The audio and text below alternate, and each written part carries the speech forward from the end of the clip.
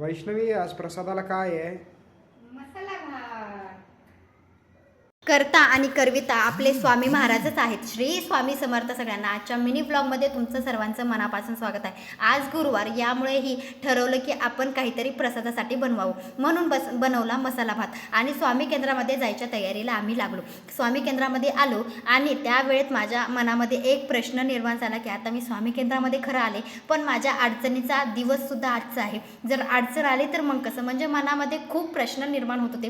तरीही मी म्हटलं की स्वामी महाराज तुमच्यावरच, आता मी ह्या ठिकाणी तुमच्यासमोर आले, मी या ठिकाणी येऊन एक पारायण स्वामी चरित्राचं करणार आहे, ते माझं पूर्णपणे होऊ द्या. आणि घरी गेल्यानंतर अडचण आली तर आली, असं म्हणून मी पारायणाला सुद्धा बसले. पारायण पूर्ण केले.